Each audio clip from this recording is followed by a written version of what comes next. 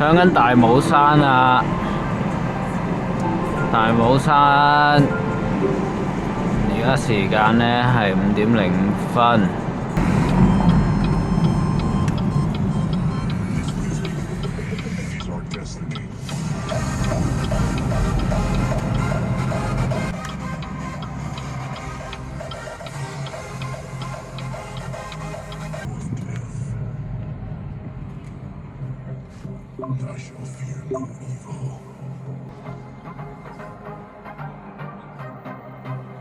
唉，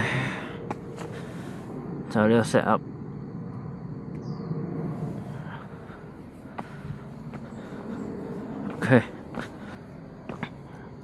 其實我係喺呢度返工嘅，呢度附近。唉，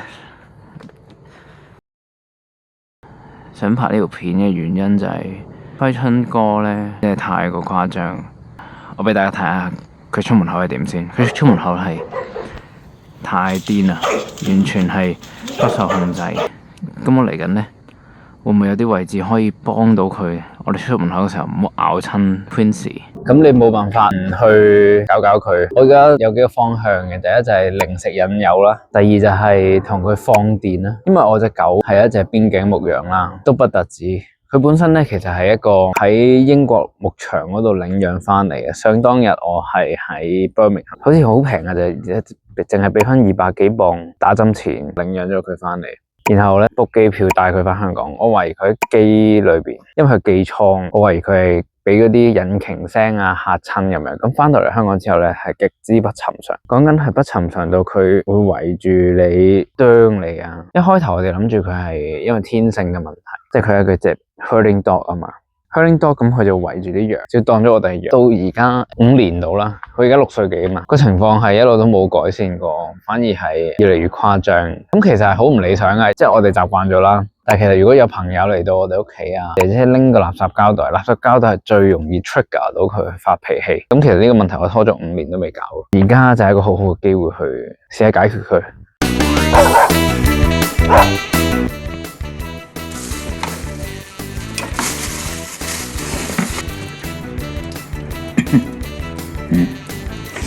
呢條狗繩啊！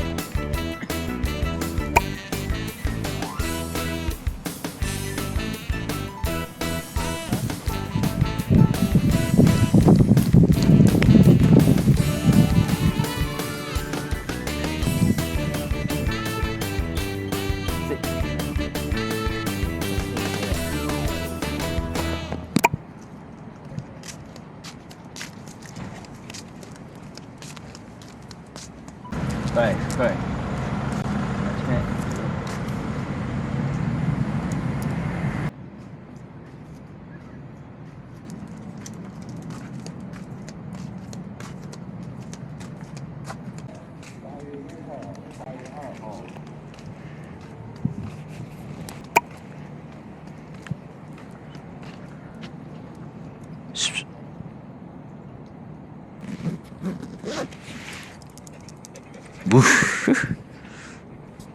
唱掂唔掂啊？呢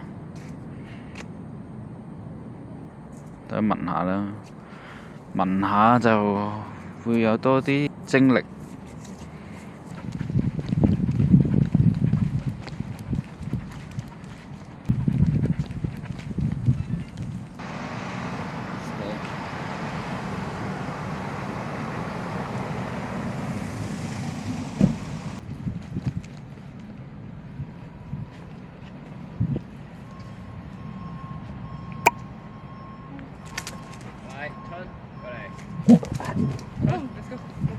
喂，